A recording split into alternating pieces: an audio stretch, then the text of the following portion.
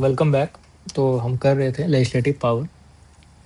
So we will move forward और उसमें हम देख सकते हैं कि जो बिल्स हैं वो उसके रिस्पेक्ट में इस पार्टिकुलर स्लाइड है, मतलब कि सिर्फ बिल्स और प्रेसिडेंट को कैसे डील करना है, मतलब how president deal with the bills that comes to him, ठीक है, पास बाय द पार्लियामेंट।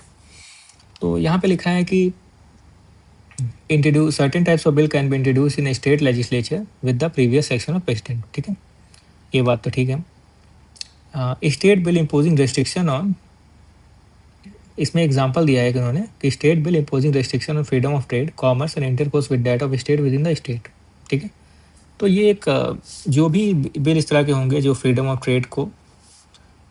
ट्रेड पर रेस्ट्रिक्शन इम्पोज कर रहे होंगे, कॉमर्स पर रेस्ट्रिक्शन इम्पोज कर रहे होंगे, इस तरह के जो भी बिल आएंगे उनके लिए प्रीवियस रिकमेंडेशन प्रेसिडेंट का, प्रीवियस सैंक्शन प्रेसिडेंट का चाहिए, ठीक है। जैसे कि हमने इसके पहले पढ़ा कि मनी बिल चाहिए, यहाँ पे जैसे आपने पढ़ा कि money bill article 3 consolidated fund of India, इन सब के लिए प्रेसिडेंट का मंजूरी चाहिए।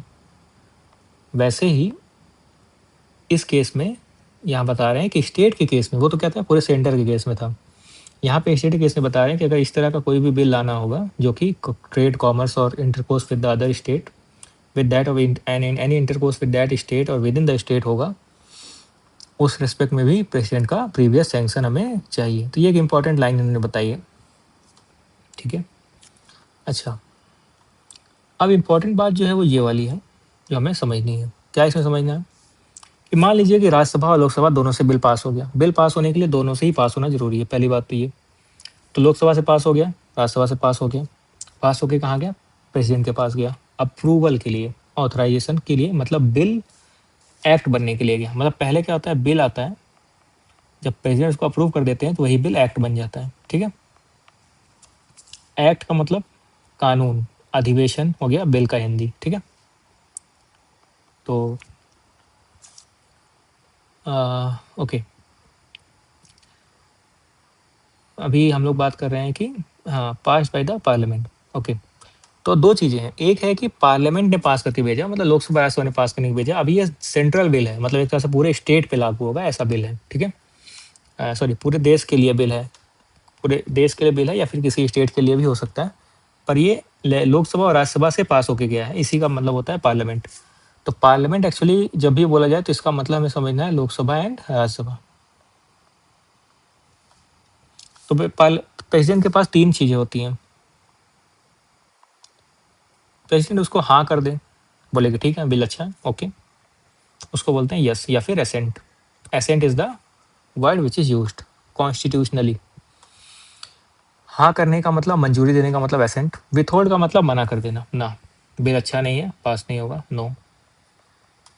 यहाँ पे जैसे ही प्रेसिडेंट ने नो किया, बिल खत्म, बिल गया, ठीक है। बिल का कोई वैल्यू ही नहीं है। रिटर्न, किसको रिटर्न करेंगे, जो जिसने उन्हें भेजा, पार्लियामेंट ने भेजा, पार्लियामेंट को ही रिटर्न कर देंगे। बोलेंगे तुम्हारा बिल मुझे समझ नहीं आ रहा है, अच्छा नहीं लग रहा है, कुछ कुछ गलतियां लग रही हैं, I don't like it, I don't like this clause, reconsider it and send me again. तो लोकसभा राज्यसभा फिर से उसको एनालिसिस करेंगे, उनको अच्छा लगा वापस से भेजेंगे, तो वापस से भेजा। अब इनके पास कोई ऑप्शन नहीं है, अब उनको एक्सेंट देना ही पड़ेगा, ठीक है। तो जब भी पार्लियामेंट के थ्रू बिल पास होता है और प्रेसिडेंट के पास जाता है, तो उस केस में प्रेसिडेंट के पास कोई भी उपाय नहीं होता है। अगर वो बिल दोबारा पास किया जाए, उसको उस वक्त उस बार पास करना ही पड़ेगा। इस चीज़ को हम दोबारा पढ़ेंगे जब हम पढ़ेंगे वीटो पावर्स ऑफ प्रेसिडेंट में, ठीक है। इस रिटर्न करने को ही बोलते हैं सस्पेंसिव वीटो,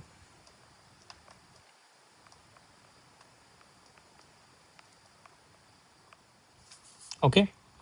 और जो बिल क्या होता है, फिर पास होगा और पास होकर प्रेसिडेंट के पास फिर जाएगा, और जब उनके पास जाएगा तो उनको एसेंट देना ही पड़ेगा। ये रूल है कॉन्स्टिट्यूशनल अमेंडमेंट एक्ट के तहत। अब आप कमेंट करके बताइए कि किस कॉन्स्टिट्यूशनल अमेंडमेंट एक्ट के तहत ये फिक्स कर दिया गया कि सेकेंड टाइम जब बिल जाएगा तो उनको पास करना ही पड़ेगा। ओके, यहाँ पे आ जाइए, यहाँ पे एक स्टार लगा है, इस पर हम डिस्कस करेंगे बाद में, ठीक है। यहाँ पे जो स्टार लगा है इसको हम फिर से डिस्कस करेंगे। अच्छा, अब एक तो हो गया कि पार्लियामेंट ने भेजा, दूसरा है स्टेट लेजिस्लेचर ने भेजा। तो जैसे कि पा पार्लियामेंट से होके फाइनल अप्रूवल के लिए प्रेसिडेंट के पास जाता है, वैसे ही स्टेट लेजिस्लेचर यानी कि लोकसभा और लेजिस्लेटिव काउंसिल यहाँ पर है, वहाँ पर उनसे होके गवर्नर के पास जाता है। तो गवर्नर के पास फिर 3 ऑप्शन होते हैं, या तो वो उसको हाँ बोल दें, या तो उसको ना बोल दें, या उसको रिटर्न कर दें। और रिटर्न किसको करेंगे? लेजिस्लेटिव असेंबली को, ठीक है। और उनके पास एक चौथा ऑप्शन होता है। चौथा ऑप्शन क्या होता है? ये वाला, इसको हम अलग से समझते हैं। तो बिल है, legislative assembly plus legislative council, इससे पास हुआ। ये होता है लोक स्टेट लेजिस्लेचर में, स्टेट लेजिस्लेचर में। इससे कहाँ गया? गवर्नर के पास। गवर्नर के पास क्या क्या ऑप्शन है? एसेंट का, हाँ बोल दिया, विथहोल्ड का, ना बोल दिया, रिटर्न का, रिटर्न में स्टार, और चौथा है रिजर्व का, रिजर्व फॉर प्रेसिडेंट। तो ये तो तीनों काम किसके हैं? गवर्नर के ही हैं, ठीक है। जब वो रिजर्व फॉर प्रेसिडेंट करते हैं, इस टाइम के बाद, जैसे उन्होंने कहा कि मैं इस बिल को प्रेसिडेंट के लिए रिजर्व कर रहा हूँ, उस वक्त के बाद प्राइम मिनिस्टर गवर्नर का कोई रोल नहीं रह जाता। अब इस पॉइंट से गवर्नर आउट हो गए हैं, खेल से आउट। अब इस ये जो पासा है ये यहाँ शिफ्ट हो जाता है। अब लोकसभा और लेजिस्लेटिव असेंबली और लेजिस्लेटिव काउंसिल को गवर्नर से कोई मतलब नहीं, अब उनको मतलब है प्रेसिडेंट से। अब प्रेसिडेंट के पास फिर 3 पावर। इनके पास क्या क्या पावर है? एसेंट की, विथहोल्ड की, मतलब मना कर देने की, और तीसरी क्या है? रिटर्न की, ठीक है। अब रिटर्न किया जाएगा किसको? Back to Lok Sabha and legislative assembly plus legislative council को। ये लोग फिर से पास करेंगे, पास्ट अगेन। इस केस में उल्टा है। यहाँ पे क्या होगा? ऐसा नहीं है कि यहाँ पर क्या है? यहाँ पे देखिए लिखा हुआ है कि बिल पास्ड अगेन, तो यहाँ पे not obligatory to give assent. तो जब प्रेसिडेंट बिल को रिजर्व कर देंगे, गवर्नर बिल रिजर्व कर देंगे किसके लिए? प्रेसिडेंट के लिए। तो प्रेसिडेंट इसको यस बोल सकते हैं, नो बोल सकते हैं, या फिर रिटर्न कर सकते हैं। पर यहाँ पर जब वो रिटर्न करेंगे, तो लोकसभा और लेजिस्लेटिव असेंबली लेजिस्लेटिव काउंसिल से जब उनके पास वापस वो बिल आएगा, कम अगेन, पास होके, तब उनको ऑब्लिगेटरी नहीं है कि वो क्या करें? एसेंट दें। इस केस में क्या है कि एसेंट देना ही पड़ेगा। इस केस में एसेंट देने की कोई ऑब्लिगेशन नहीं है। तो प्रेसिडेंट स्टेट लेजिस्लेचर के केस में ऐसा कर सकते हैं, ठीक है। अच्छा, एक और लेजिस्लेटिव पावर है उनके पास, वो ये है कि peace and progress and good governance of in this states. इसके लिए प्रेसिडेंट कुछ काम कर सकते हैं, ठीक है। He can make regulation. क्या कर सकते हैं? रेगुलेशन। किस तरह से इन सब जगहों पर पीस एंड प्रोग्रेस अच्छे से हो, ठीक है। पर पुडुचेरी में तो वो तभी कर सकते हैं जब लेजिस्लेटिव असेंबली सस्पेंडेड हो किसी कारणवश, ठीक है। इसलिए यहाँ पे स्टार लगा हुआ है कि इधर भी कर सकते हैं, पर तभी कर सकते हैं जब लेजिस्लेटिव असेंबली सस्पेंडेड हो। जब तक लेजिस्लेटिव असेंबली है तब तक वो कुछ नहीं करेंगे, ठीक है। अच्छा, यहाँ पर एक स्टार था रिटर्न में, आप देख सकते हैं।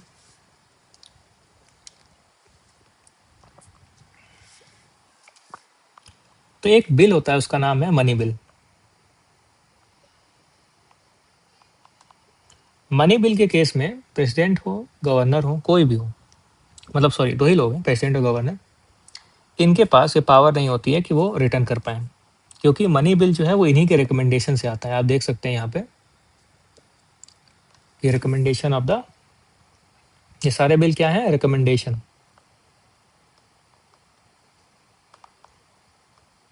तो मनी बिल उन्हीं के रिकमेंडेशन से आया है।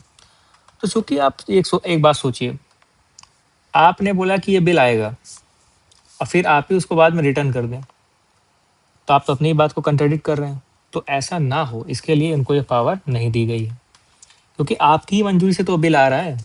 तो return is not possible for money bill. तो मनी बिल के केस में सिर्फ क्या क्या अलाउ है? एसेंट और विथहोल्ड। इसको अलग से लिख लीजिए कि मनी बिल के केस में एक्सेंट और विथहोल्ड, रिटर्न नॉट अप्लीकेबल। जो हम लोग बिल्स पढ़ेंगे तो उसमें अच्छे से फिर से पढ़ेंगे, ठीक है।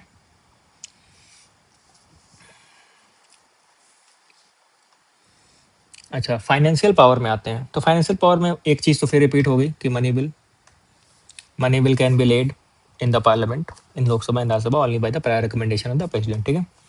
दूसरा, बजट की रिपोर्ट। जैसे कि आपने देखा होगा हर बार निर्मला सीतारमन जी जो हैं, या फिर जो भी फाइनेंस मिनिस्टर हैं अभी फिलहाल जो है, उस रेस्पेक्ट में वो क्या करती हैं? रिपोर्ट पब्लिश करती हैं, रिपोर्ट में बोलती हैं, बजट की रिपोर्ट पार्लियामेंट के सामने प्रस्तुत करती हैं।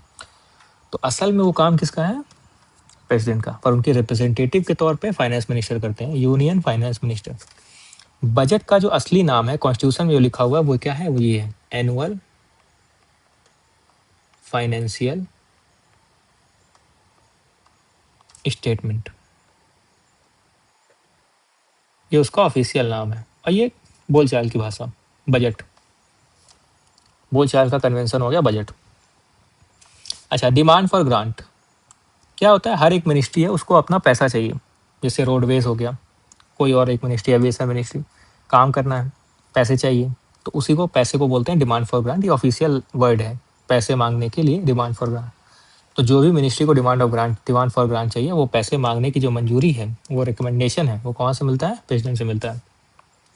तो जब तक प्रेसिडेंट रिकमेंड नहीं करेंगे कि इस व्यक्ति को इतना पैसा देना चाहिए, इस व्यक्ति को नहीं, इस मिनिस्ट्री को, तब तक वो ग्रांट नहीं हो पाएगा। जब वो रिकमेंड करेंगे तभी ग्रांट हो पाएगा।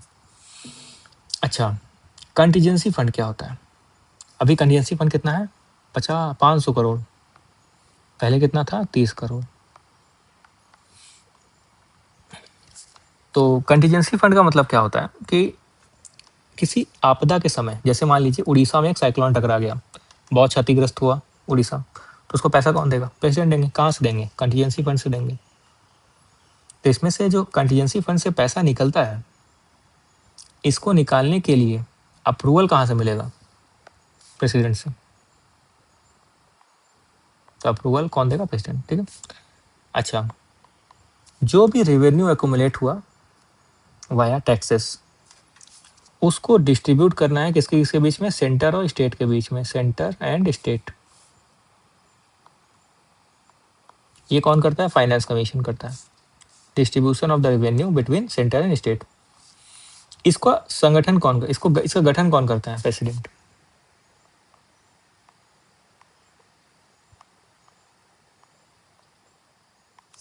ठीक है, फाइनेंशियल पावर खत्म। जुडिशियल पावर में आते हैं।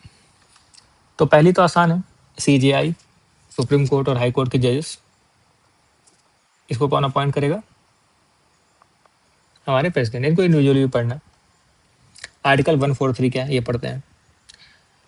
और इन पांचों का मतलब समझते हैं कि पार्डन क्या होता है, रिप्राइव क्या होता है, रिस्पाइट क्या होता है, रेमिट क्या होता है, सस्पेंड, कम्यूट, ये क्या होता है, पढ़ते हैं, ठीक।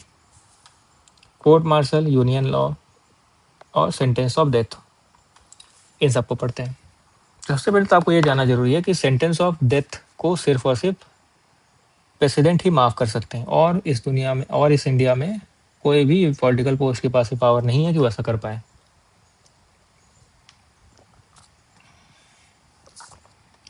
तो सबसे पहले हम ये समझते हैं कि आर्टिकल 143 क्या है। जैसे मान लीजिए प्रेसिडेंट को कोई इन्फॉर्मेशन चाहिए, तो उसके लिए क्या कर सकते हैं? सुप्रीम कोर्ट को आप पूछ सकते हैं। इसी को आर्टिकल 143 कहते हैं, बस, ठीक है। आपको बस इतना ही सारा शब्दों में जानना है कि किसी भी इंफॉर्मेशन को लॉ इम्पोर्टेंस, ठीक है, किसी भी कानून के रिस्पेक्ट में, किसी भी फैक्ट के बारे में उनको जानकारी चाहिए, ठीक है, फैक्ट ऑफ पब्लिक इम्पोर्टेंस, जिसके बारे में वो, जिसको समझ कर वो इंटरप्रेट कर सकें चीज़ों को, तो कौन देगा? सुप्रीम कोर्ट देगा। इसी को कहते हैं आर्टिकल 143। ओके, नीचे आते हैं। Pardon, reprieve, respite, remit. ये रिमिशन जो है, इसको सिंगल वर्ड में अगर बोला जाए तो रेमिट बोलते हैं। तो ये होता है डेथ के केस में। तो डेथ को पार्डन करते हैं कौन? ओनली बाय प्रेसिडेंट, और कोई नहीं कर सकता, गवर्नर नहीं कर सकते, कोई नहीं कर सकता, ठीक है। अच्छा, प्रेसिडेंट ज़्यादा चीज़ों पे किस चीज़ पे फोकस करेंगे? किसी भी ऑफेंस जो कि यूनियन लॉ के रिस्पेक्ट में मेड किया गया है, ठीक है। स्टेट लॉ के केस में वो इंटरव्यू नहीं करेंगे। ऐसा यूनियन लॉ क्या होता है और स्टेट लॉ क्या होता है, ये समझते हैं।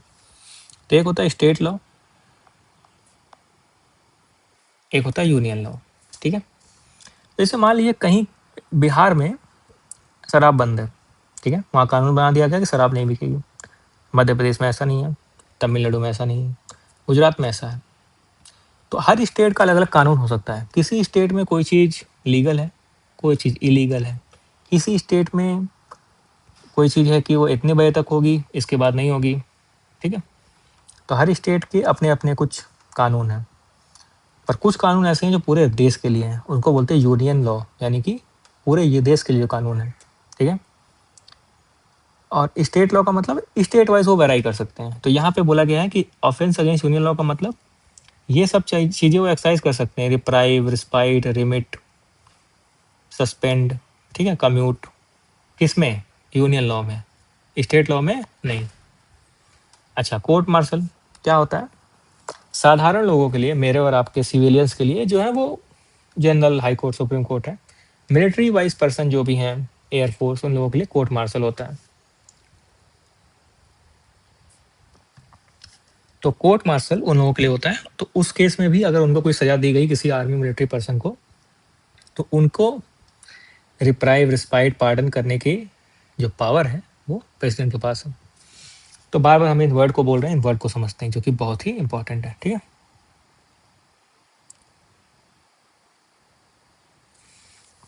सबसे पहला वर्ड है पार्डन। पार्डन मतलब क्षमा, कंप्लीट माफ। कितनी भी सजा है, कुछ भी है, माफ, खत्म, बाहर जाओ, खुली जिंदगी जियो आसानी से, पार्डन हो गया। अच्छा, रिप्राइव, इसके पहले हम लोग समझते हैं कम्यूट। ये लिखा है ना यहाँ पे, कम्यूट। कम्यूट क्या होता है? फिर क्या है? रिस्पाइट। फिर एक है रिमिट, एक है एक है आपका, हाँ, ये तीन, कम्यूट, रिप्राइव, रिमिट और रिस्पाइट। तो जैसे मान लीजिए कि आपको कोई सजा मिली है, सजा S1, और उस सजा को बदल के कर दिया जाए S2, जो कि थोड़े कम रिगरस हो, ठीक है। मान लीजिए आपको डेथ सेंटेंस मिला था कि आपको कैपिटल पनिशमेंट डेथ होगा, पर उसको चेंज कर दिया गया लाइफ इम्प्रिजनमेंट में। इस तरह का जो change of nature of sentence होता है, उसको हम लोग बोलते हैं कम्यूट। तो ये कौन कर सकता है? प्रेसिडेंट कर सकते हैं, ठीक। रिप्राइव अलग चीज़ है, रिप्राइव बाद में पढ़ेंगे। उससे पहले हम पढ़ते हैं रिमिट क्या होता है। रिमिट का मतलब है कि सजा का नेचर चेंज नहीं होगा, सजा ही कम हो जाएगी। 30 साल की सजा है, उसको 20 साल की कर देंगे। 20 साल की सजा है, उसको 10 साल कर देंगे। ये होता है रिमिट, ठीक है। रिमिट का मतलब क्या है? सजा ही कम कर देना, ओके। अब आते हैं रिस्पाइट। रिस्पाइट क्या है? एक रिमिट का ही एक टाइप है। इसमें क्या है? कोई रीज़न नहीं है, ठीक है। प्रेसिडेंट को लगा based on your good action, आपकी अच्छी कैरेक्टर इनसाइड जेल, उन्होंने ऐसा कर दिया। 30 साल की सजा 20 साल कर दी, 20 साल की सजा 10 साल कर दी, जो भी उनको अच्छा लगा कर दिया, आपकी सजा कम कर दी। सजा का नेचर चेंज नहीं हुआ, नेचर चेंज नहीं हुआ, सजा का नेचर चेंज नहीं हुआ, सजा कम होगी। रिस्पाइट में क्या होता है? आपको एक पार्टिकुलर प्रॉब्लम है, मान लीजिए आप फीमेल हैं, आप प्रेग्नेंट हैं, आप ओल्ड हैं, आपकी तकलीफ है, कोई क्रोनिक इलनेस है, बीमारी है आपको, उस केस में आपकी सज़ा को कम करना, क्योंकि आप उतनी सज़ा झेल नहीं पाएँगे, उसको बोलते हैं रिस्पाइट। ठीक है? फिर आ गया रिप्राइव। रिप्राइव का मतलब साफ है स्टे। आपको सज़ा मिली, सज़ा पे स्टे लगाने को रिप्राइव कहते हैं। फिर आपके ऊपर देखा जाएगा क्या होगा। अभी सज़ा स्टे, अभी शांति से आपको रोक दिया गया, आपके ऊपर सज़ा लगाएगी, मान लो आपके ऊपर डेथ सेंटेंस लगाया गया, अभी स्टे, स्टे लगा देने को रिप्राइव कहते हैं। ये पावर किसके पास है? पेशेंट के पास है। तो एक बार फिर से रिवाइज करते हैं।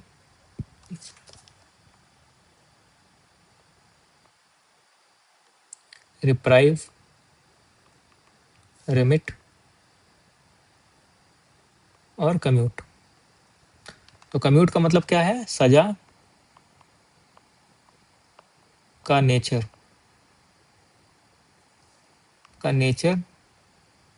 चेंज होगा। रिमिट का मतलब सेंटेंस डिक्रीज, उसका डिक्रीज क्या होगा? Time limit.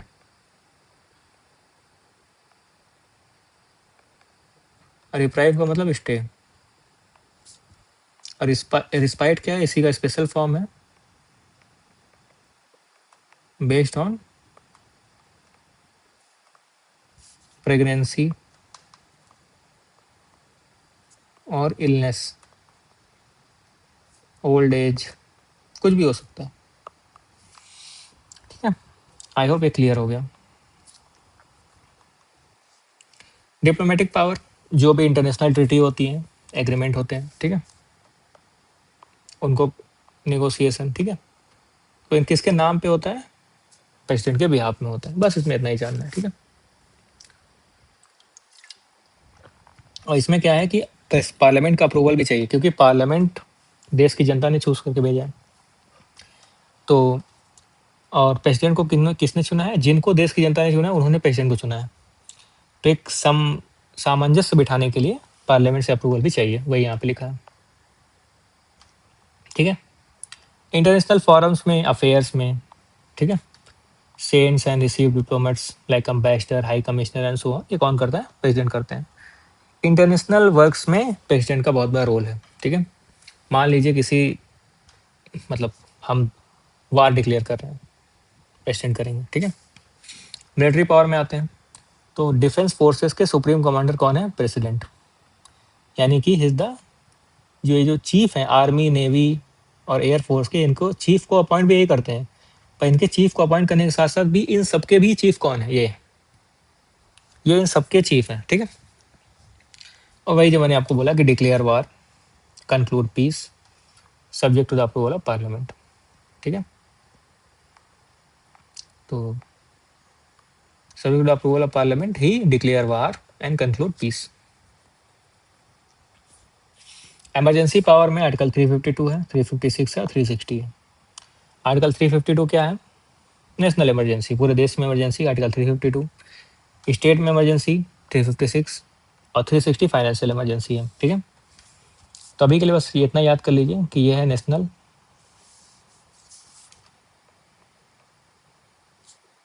356 आपकी प्रेसिडेंशियल या फिर स्टेट इमरजेंसी, और ये आपकी फाइनेंशियल इमरजेंसी।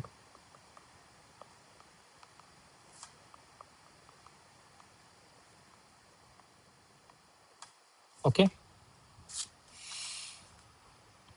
अब वीटो पावर्स में आते हैं। एब्सोल्यूट, सस्पेंसिव, पॉकेट, एक और होता है उसको बोलते हैं क्वालिफाइड, वो अलग से पढ़ेंगे। ठीक है, ये 3 वीटो पावर प्रेसिडेंट के पास होती हैं, लेकिन अमेरिका के जो प्रेसिडेंट है उनके पास 4 वीटो पावर होती हैं। ये 3 और एक और होती है, इसको बोलते हैं क्वालिफाइड वीटो, वो हम अलग से पढ़ेंगे। ठीक है, और ये भी पढ़ेंगे कि वो क्यों नहीं होती है प्रेसिडेंट के पास, जो हमारे प्रेसिडेंट उनके पास क्यों नहीं होती है। तो उसका रीजन तो ये कि नहीं होती है, दी नहीं गई है, हमारे में वो कन्वेंशन नहीं है, सिंपल सी बात है। हम उस तरह से चीज़ों को लेते नहीं हैं, ऐसा नहीं है कि उनको दे नहीं सकते। We do not thought, we do not made the provision that we should be giving qualified veto, or president should have qualified veto. It was not required. Okay,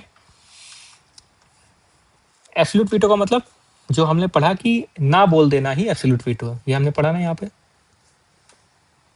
कि उनके पास एक पावर है ना बोल देने की। ये जो ना बोल देने की पावर है इसे बोलते हैं एब्सोल्यूट वीटो, ना बोल देने की पावर। ठीक है, तो एब्सोल्यूट वीटो का मतलब क्या है? The power of saying no, no to a bill. Suspensive veto का मतलब वो हमने पढ़ा वही कि बिल पास होगा, पास होकर इनके पास जाएगा। यहाँ देख लेते हैं, तो जो हमारे पास बिल है वो पास होके प्रेसिडेंट के पास जाएगा, और प्रेसिडेंट उसको क्या बोल सकते हैं? रिटर्न कर सकते हैं। रिटर्न होके फिर ये कहाँ जाएगा? पार्लियामेंट में। पार्लियामेंट से फिर सिंपल मेजॉरिटी से, सिंपल या ऑर्डिनरी मेजॉरिटी से, एक ही बात है, दोनों को सेम ही बोलते हैं, ये पास होगा, और पास होके फिर कहाँ जाएगा? प्रेसिडेंट के पास जाएगा। ठीक है, तो ये प्रोसेस जो है इसी को बोलते हैं सस्पेंसिव वीटो। यहाँ पर जो ये प्रेसिडेंट क्या किए, इसको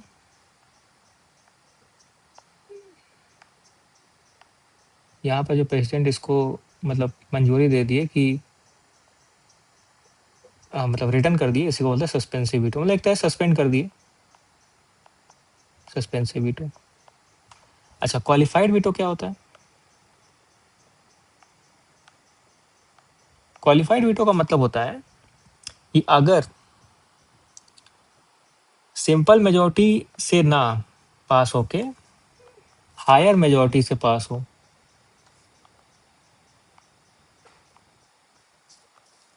तो हम लोग बोलते हैं कि प्रेसिडेंट के पास क्वालिफाइड वीटो है। मतलब क्या है? प्रेसिडेंट के पास बिल गया, बिल उन्होंने बिल पास हुआ यहाँ पे लोकसभा राज्यसभा में, पास होकर प्रेसिडेंट के पास गया। उन्होंने जब रिटर्न किया, इसको सस्पेंसिव वीटो बोलते हैं रिटर्न करने को, तो उनके पास जो दोबारा वो बिल आ रहा है वो कैसे आ रहा है? सिंपल मेजॉरिटी से पास होकर आ रहा है, यानी कि पार्लियामेंट को दोबारा एफर्ट नहीं लगाना पड़ता। यानी कि मान लो वो बिल इतना बड़ा रहा हो या उसका इतना वैल्यू रहा हो कि वो हायर मेजॉरिटी से पास हुआ हो पहली बार, यहाँ पे शायद वो पास हुआ हो स्पेशल मेजॉरिटी से। ठीक है, मेजॉरिटी के बारे में मैं अभी बताता हूँ आपको, मेजॉरिटी क्या होता है, टाइप्स ऑफ मेजॉरिटी अभी पढ़ा देता हूँ, रुकिए। पर अभी के लिए जानिए कि जो हायर मेजॉरिटी है, हायर मेजॉरिटी का मतलब थोड़ा टफ, ज़्यादा लोगों की आवश्यकता है, और कम लोगों की आवश्यकता मतलब सिंपल मेजॉरिटी। ठीक है, तो इस केस में क्या है कि सिंपल मेजॉरिटी से अगर उसको पार्लियामेंट को एफर्ट ना लगाना पड़े, बिल पहले कैसे भी पास हुआ हो, बाद में वो सिंपल मेजॉरिटी से ही पास हो गया, तो हम लोग उसको बोलते हैं सस्पेंसिव वीटो। पर दोबारा जब मतलब, लेकिन अगर ऐसा हो कि रिटर्न करने के बाद पार्लियामेंट को ज़्यादा एफर्ट लगाना पड़े, हायर मेजॉरिटी कर में पास कराना पड़े उसको सेकेंड टाइम फिर से, तब उसको बोलते हैं क्वालिफाइड वीटो, जो कि प्रेसिडेंट के पास नहीं है। प्रेसिडेंट के पास बस यही है कि जो दोबारा बिल पास होगा उसमें पार्लियामेंट को कम एफर्ट लगाना पड़ेगा, वो सिंपल मेजॉरिटी से ही पास करके वापस प्रेसिडेंट के पास भेज देगा। I hope you got it. इसको बोलते हैं सस्पेंसिव वीटो। और पॉकेट वीटो का मतलब क्या है कि बिल को हमने क्या किया? पॉकेट में रख लिया, bill kept in pocket, bill kept in pocket मतलब कोई एक्शन न लेना, हेंस नो एक्शन टेकन, मतलब बिल भेजा गया और इस पर कोई एक्शन ही नहीं ले रहे हैं प्रेसिडेंट, तो उसको बोलते हैं pocket veto. Pocket veto central bill के लिए भी है और स्टेट बिल के लिए भी है, ये भी आपको याद रखना है।